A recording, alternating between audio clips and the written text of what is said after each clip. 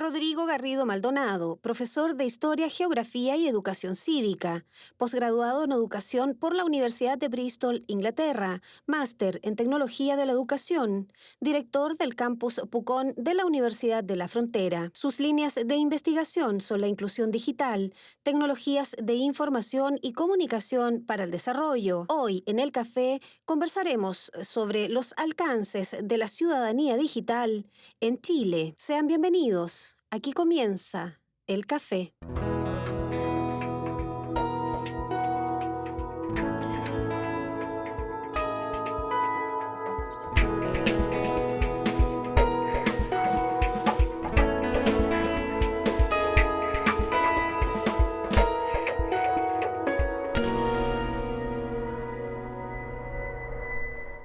¿Cómo están, amigas y amigos del café? Bienvenidos a este nuevo capítulo. Ya conocen al invitado del día de hoy, a Rodrigo Garrido, a quien le damos la bienvenida al café. Muchas gracias, Miriam, muy gentil por tu invitación y estar aquí compartiendo contigo. Y para nosotros también es muy grato porque tenemos mucho que conversar respecto de lo que es el campus Pucón de la Universidad de la Frontera, donde Rodrigo es director, pero antes de eso vamos a recurrir a su expertise. Como decíamos en la presentación del programa, él es profesor de historia y además es especialista en tecnología y ciudadanía digital en el fondo. Y en el contexto social en el que estamos, precisamente las tecnologías han jugado un rol, Rodrigo, bastante importante, articulando precisamente a esta masa de jóvenes que hoy día está en una movilización, o la movilización más importante que hemos tenido en los últimos 30 años. Así es un dato de la realidad que merced a las tecnologías de información y comunicación y a la capacidad y habilidades que han desarrollado los jóvenes, las herramientas tecnológicas, particularmente las redes sociales, en sus diferentes formatos y características, han resultado en ser una herramienta muy propicia para temas de articulación, de coordinación, de gestión. O sea, el dato de la realidad indica que mucha gente se organizó previamente a las multitudinarias marchas que han existido sin necesidad de conocerse y sobre la base de una organización en la nube lograron, por cierto, articular esta movilización social que ya lleva bastantes semanas en el país. Uh-huh. ¿Qué ¿Qué tan nativos digitales son los jóvenes de hoy? De acuerdo a tu experiencia, tú trabajas en educación con las tecnologías. ¿Los jóvenes van mucho más adelantados que la educación formal? Por cierto, pero ese es un elemento que siempre ha sido característico en términos de la tecnología, ¿eh? El currículum, en términos generales, de la educación siempre va a rezago de lo que significan las tendencias, ¿no? Y particularmente la tecnología. Luego irrumpen, ¿te fijas? Con una componente educativa, pero por cierto que los estudiantes han desarrollado competencias y habilidades que no necesariamente hoy día se están plasmándose en el currículum, o que sí se plasman, pero desde el punto de vista de una perspectiva de aprovechamiento pedagógico. En cambio, los estudiantes fundamentalmente lo hacen desde una lógica más bien de construcción social, de generación de redes, ¿te fijas? Y los claros ejemplos a los cuales asistimos, por ejemplo, en las salas de clases, tienen que ver con la distancia que existe entre muchos, no digo todos, pero muchos profesores y los estudiantes, ¿te fijas? Porque en definitiva los profesores hemos sido formados históricamente para ser poseedores de contenido y por lo tanto ser también sujetos de certezas educativas. Y en circunstancias que hoy en la red tú puedes encontrar un enorme caudal de información al cual acceden los estudiantes. Por lo tanto, hoy día lo natural es que tengamos estudiantes que manejen muchísima más información, inclusive que los profesores. Sin embargo, lo importante es que esa información, con un profesor que sea capaz de facilitar el proceso de enseñanza-aprendizaje, se vehiculice bien para lograr el aprendizaje deseado. Uh-huh. Rodrigo, tú que has estudiado esto del uso de las tecnologías, ¿existía siquiera mención de que pudieran las tecnologías articular, digamos, un movimiento social o político que en el fondo tuviera un impacto en un país completo, no solamente en Chile, sino que en general? Mm. Sí, existe bastante evidencia ya registrada en libros, en papers, que por ejemplo en el caso del levantamiento en Chiapas, eh, lo que ocurrió allí es que toda la estructura informacional del ejército zapatista estaba en servidores de Europa Central.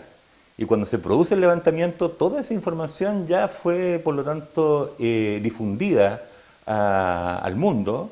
Y ahí tiene un ejemplo claro de cómo las tecnologías de información y comunicación sirven, uno, para difundir conocimiento y difundir información, y en otros yo tengo dos ejemplos. Uno, el conjunto de actividades que los llamados grupos antiglobalización en el inicio de los movimientos sociales actuales, digamos, merced a la tecnología de información y comunicación, tuvieron para articularse, por ejemplo, contra las reuniones que anualmente desarrollaba el Foro Económico Mundial, que desarrollaba el G8, y las tecnologías de información y comunicación, por lo tanto, jugaron un papel preponderante en los temas de articulación, de coordinación y de organización. Y por otro lado, hace algunos años atrás nada más, todo lo que se produjo en la primavera árabe ha sido objeto de análisis frecuente, porque en definitiva, en Medio Oriente, las tecnologías de información y comunicación, los correos electrónicos, eh, los servidores ubicados en diferentes lugares permitieron vehiculizar un estado de ánimo y que la gente se organizara en países en los cuales la organización se veía bastante difícil de lograr articularse. Ahí hay tres ejemplos palmarios de lo que las tecnologías de información y comunicación son capaces de catalizar y canalizar la energía de grupos sociales descontentos. Ujú. Eh, bueno, volviendo a nuestro territorio, digamos, ya comentábamos lo importante que había sido precisamente la tecnología para articular a los jóvenes. ¿Qué tanto importa que se conozcan o no se conozcan en la red O sea, entre los usuarios? el dato natural hoy día es que probablemente tú y yo tenemos algunas decenas de amigos, ¿no?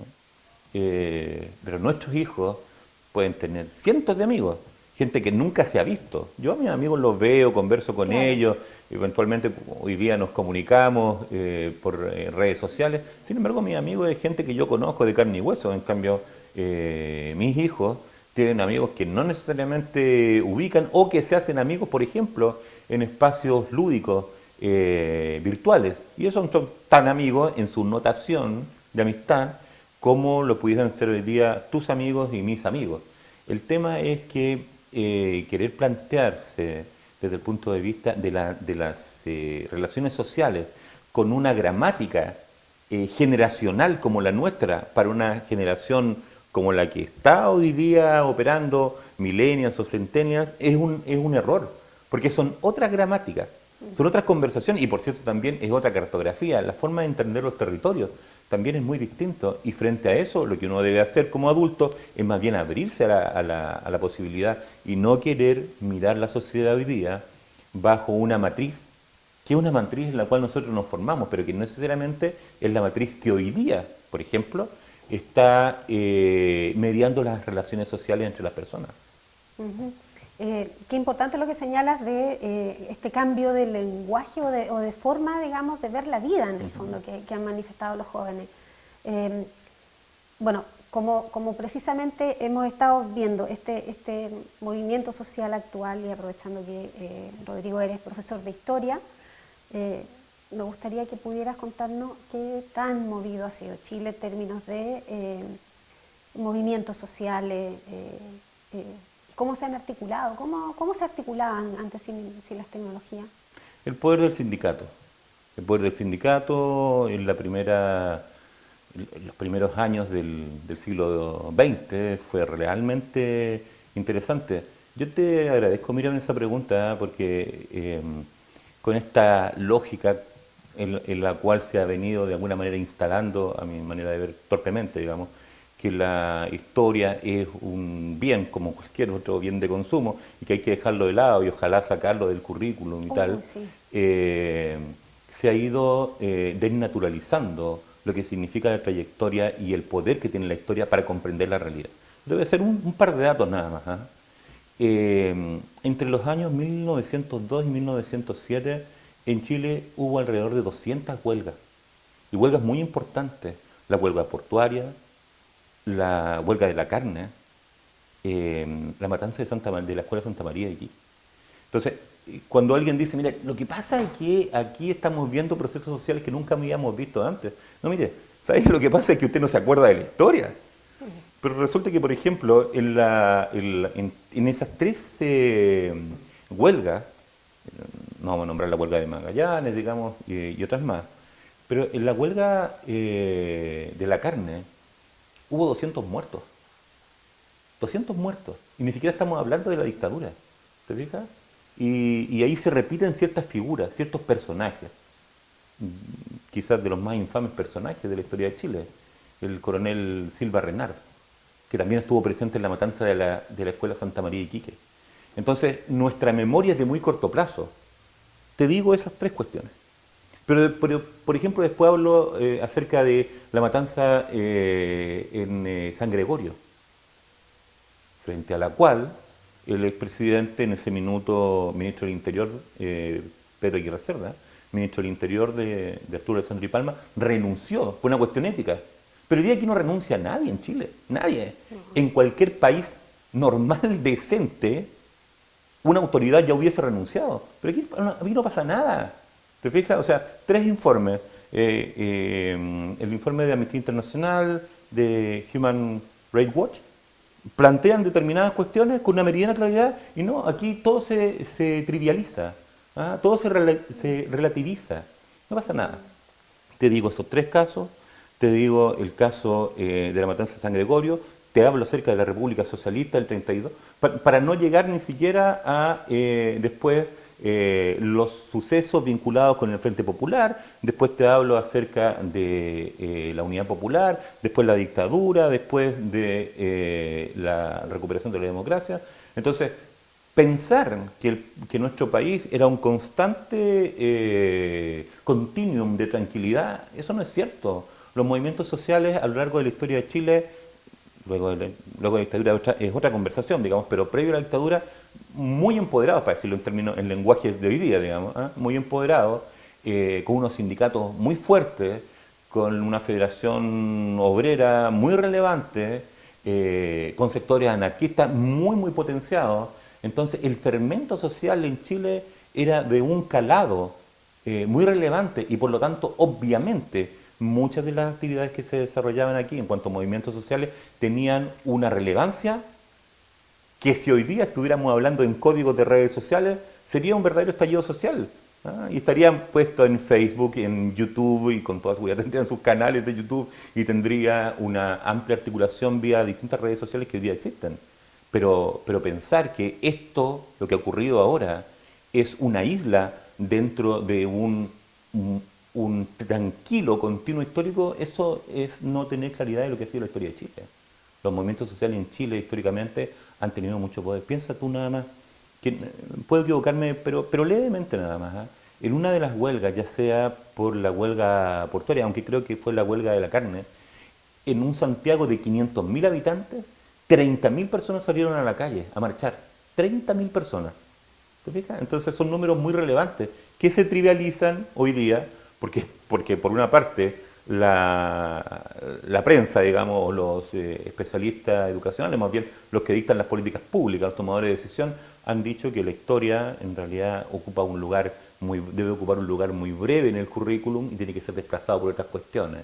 Y por otra parte también, bueno, hemos asistido recientemente a ciertas declaraciones poco felices en términos de señalar, por ejemplo, sobre ideologización de ciertas aproximaciones educacionales. O sea, eso no es una sobreideologización, eso es plantearle a la gente lo que ha ocurrido en su país. Porque eso de alguna manera también explica el aburrimiento, el hastío, el cansancio que históricamente han tenido los sectores, por una parte, más pauperizados, aunque hoy día también tiene un rol muy protagónico la clase media en Chile en esta movilización social, este proceso social, para explicar lo que está ocurriendo hoy día. En la historia, ¿cuántos presidentes hay que hayan tenido tan baja popularidad como el de hoy? que No, va no muy podría, bajo, no, 4,7 salió el lunes. no podría responderte a ciencia cierta. Yo desconozco el dato propiamente tal, pero podría decirte algunas cuestiones. Por Está ejemplo, muy baja. Arturo 4 Alessandro Palma tuvo que huir del país, como un dato de la causa. Gabriel González Videla, promotor de la ley maldita, digamos, con esta cosa eufemística de ley de defensa de la democracia, tuvo varios cambios de gabinete profundos, producto de malas políticas y porque además la fuerza del movimiento social lo fue orillando. Entonces, a mí no me, digamos, no puedo responder en términos porcentuales concretos. ¿Qué otros Claro. presidentes han tenido esta característica de la cual está teniendo hoy día la administración del presidente Piñera? Sin embargo, el dato de la realidad, te nombro dos presidentes democráticamente elegidos, que tuvieron que tomar decisiones distintas a continuar con el periodo presidencial en el cual ellos estaban, o con la normalidad del periodo presidencial que ellos estaban ejerciendo. Em, Rodrigo, te voy a sacar un poco del tema de la movilización social, porque también tenemos que ocupar este espacio, este capítulo, para hablar sobre el campus Pucón de la Universidad de la Frontera, donde tú eres director, y donde se están realizando muchos trabajos con la comunidad. La presencia de la Universidad de la Frontera en la zona lacustre, en el fondo, lo que va marcando el sello de este sector. ¿Cómo se está trabajando con la gente allá? Bueno, en primer lugar yo tengo que decir allí que hay dos elementos centrales en lo que a mi juicio se ha ido plasmando como la idea de nuestro campus. Uno es la estrecha relación con el municipio, que ya se arrastra por 20 años, digamos, pero que en este último tiempo se ha venido profundizando. Y en segundo lugar, la estrecha también vinculación con las organizaciones de la sociedad civil. Algunos datos. Un porcentaje no menor de los talleres que desarrolla el municipio como parte de sus procesos formativos con la comunidad se desarrollan en el campus, con profesores del campus también. Asimismo, la vinculación con las organizaciones de la sociedad civil de diferentes ámbitos, ambientalistas, vecinos que son emprendedores, líderes y lideresas sociales, encuentran en la universidad y en nuestro campus un espacio, por ejemplo, para desarrollar cursos dictados por nuestros profesores, encuentran espacios para dialogar, dos cabildos ciudadanos se han desarrollado en nuestro campus, y tan importante como eso está también esta aproximación que en el último tiempo nosotros como campus hemos tomado en términos de decisión estratégica. El campus está abierto y la gente viene, y prueba de eso son los números que nosotros podemos exhibir en términos de asistentes a nuestros ciclos de teatro y a nuestros ciclos de cine. Eso te iba a preguntar, Sí. el espacio que hay para la cultura también en Pucón. Sí, bueno, ahí pasa una cuestión bien curiosa. Desafortunadamente nuestra comuna no tiene grandes No, espacios claro. para, como un auditorium, por ejemplo, en el cual pudiesen hacerse obras de teatro o el mismo cine. Y por lo tanto se encuentra también en el campus un espacio exquisito para poder reunirse ahí. Entonces, por ejemplo, nosotros construimos la cartelera junto a partir de los requerimientos de la gente. ¿Ya? Hemos tenido dos ciclos de cine. El primer ciclo de cine fue sobre la base de la definición de nuestros expertos. Y dijeron, mira, estas son las películas y tal. Pero cuando iba avanzando el programa, nosotros tomamos la decisión de preguntarle a la gente, ¿sabe qué le gustaría ver a usted el próximo semestre, el próximo ciclo? Y lo fuimos construyendo con ellos. Porque en definitiva, tal como yo se lo he declarado en muchas ocasiones, tanto al municipio, a la junta de vecinos, a los clubes deportivos, a las organizaciones sociales, diferentes grupos, al mismo consejo municipal, la universidad vive en cuanto a una construcción también participativa. O sea, no es la universidad que viene y le explica a la gente de Pucón cuáles son sus problemas y además se los resuelve, sino es que juntémonos, veamos cuáles son las situaciones que están ahí, de qué manera la universidad puede aportar o a la comprensión del fenómeno, como tú muy bien lo dices, convive, pero también aportamos a una mayor comprensión de los fenómenos sociales que se están dando allí. Entonces, yo te estaba mencionando, por una parte, las puertas en una muy cliché frase están abiertas, lo que así ocurre, pero además también los colegas del campus avanzan hacia el territorio y por lo tanto tenemos experiencia de trabajo con las comunidades in situ, porque en realidad mucha gente todavía sigue teniendo una visión de la universidad, ¿sabe? ¿Cómo yo voy a ir a la universidad? ¿Quién soy yo para ir a la universidad? Bueno, ¿sabe qué? Mientras no logremos despejar eso, o mientras vamos despejando eso, también la universidad va a su junta de vecinos, también la universidad va a su localidad, y eso es muy bien asumido por la gente. Lo agradecen mucho, y a mí me resulta un poquito metiendo a sonrojar, digamos, y también en el equipo, porque en definitiva la universidad se debe al territorio. ¿Se fija? Y eso tiene que ver con nuestra vocación de universidad estatal, laica, pública, y por lo tanto inclusiva, y por lo tanto hacer vida universitaria en el territorio y desde el territorio y para el territorio va en el leitmotiv de la universidad y del campus, por cierto. Ujú. Bueno, yo me imagino que ahora con todo este movimiento social se acerca la gente a la universidad, bueno, tú mencionaste que ya se han hecho 2 cabildos, pero también a buscar información de parte de los profesores Sí. o orientación. Sí, así es. 2 líneas. Una línea en los temas de formación ciudadana, y nosotros hemos hecho actividades de formación ciudadana con los colegas de la Facultad de Ciencias Jurídicas y Empresariales, que han estado allí explicando la Constitución, qué es la Constitución, ¿te fijas? Pero también a nosotros se nos requieren respuestas, y si nosotros de parte de la comunidad, y si nosotros no las tenemos en el campus, vamos a buscar otros actores. Por ejemplo, ¿qué se nos ha pedido recientemente? ¿Sabe, director? ¿Por qué no nos explica esto de los COSOC, de los consejos de la sociedad civil? Claro. Perfecto, entonces próximamente nosotros vamos a traer al presidente de la organización, de la Federación de COSOC a nivel país, para que esté reunido con la comunidad y vea cómo se articula, cómo se genera aquello. Es una nueva muestra de cómo nuestra universidad responde también a los requerimientos y a las invitaciones que hace la gente. Entonces, formación ciudadana, para decirlo en términos de lo que ocurre hoy día, formación ciudadana, temas de divulgación, hay temas también vinculados con, por ejemplo, el desarrollo sustentable. Y ahí se están haciendo una serie de cuestiones también junto con la comunidad. Eh, la gran ambición que nosotros tenemos como gestión en este campus es que nuestro campus sea un campus universitario que exude vida. Que uno diga, mira, ¿sabe qué? Con tan bonitos salones que tiene, con tantas salas de clase que hay, con tanto espacio, con la naturaleza, en un lugar privilegiado, la gente se pueda sentir parte de esa construcción. Y parte de eso que motiva a la gente a acercarse a la Universidad de la Frontera allá en Pucón está, por ejemplo, en los problemas ambientales en los que se ha visto expuesta la zona lacustre, precisamente por este boom que hay turístico en la zona. Así es. Considerando que nosotros, o la Universidad de la Frontera en este caso, tiene áreas medioambientales de investigación muy profundas. Así es. La universidad no puede sacarle el cuerpo a ninguna problemática, porque además nosotros como investigadores, nuestros científicos, tenemos puntos de vista en relación a las cosas, o en relación a los fenómenos, y desde el punto de vista medioambiental, pero por cierto que sí. Entonces, a lo largo del año se han desarrollado diferentes actividades, seminarios, congresos, talleres vinculados con los temas medioambientales y una perspectiva mucho mayor también con lo que se ha dado a denominar como un campus sustentable, que es una expresión de una vida armoniosa con la comunidad.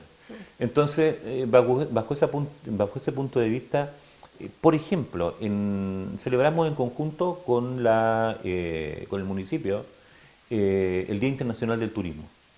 Y allí nosotros invitamos a investigadores de Argentina, de la Universidad Nacional del Comahue, investigadores de la Universidad de la Frontera, de la Universidad Católica, del Servicio Nacional de Turismo, gente vinculada a la Subsecretaría de Turismo, para debatir en torno al turismo, medio ambiente, en un espacio en el cual es necesario que coexista los intereses de todos los diferentes sectores, pero desde el punto de vista armonioso.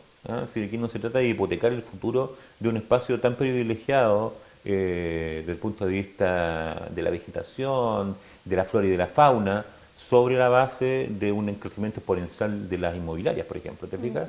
Y ese espacio, solamente como uno de los ejemplos, es lo que hemos vivido en el pasado reciente dentro de la Universidad de la Frontera y de su campus. Un espacio que canaliza y cataliza los deseos de discusión y de diálogo colaborativo y constructivo de parte del sector público, del tercer sector, organizaciones de la sociedad civil de por medio y también del empresariado, digamos, universidad, academia, municipio, organizaciones de la sociedad civil.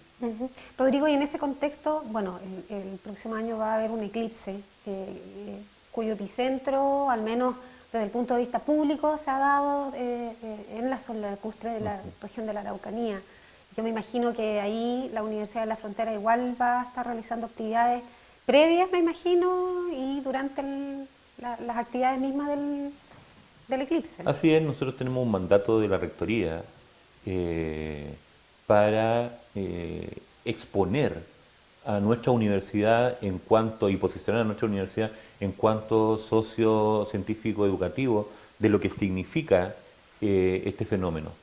Y a partir de la formación de un comité liderado por la doctora Antonieta Silva de Ciencias Físicas, más colegas de la Dirección de Vinculación con el Medio, la Dirección de Comunicación, el Gabinete de la Rectoría, el Instituto de Estudios Indígenas e Interculturales, ambos campus, tanto Angol como Pucón, la Facultad de Ingeniería a través de su Director de Vinculación con el Medio, hemos ido fraguando un plan de acción que ya fue presentado a la coordinación que ha puesto el gobierno regional para este eclipse y para diversas comunidades y comunas que han estado interesadas en poder hacer alianza con la Universidad de la Frontera. Y en más, el 14 de diciembre próximo, o sea, pasado mañana, digamos, se va a generar el lanzamiento del eclipse con unas actividades un año exacto previo a la realización o a la visualización de este fenómeno celeste.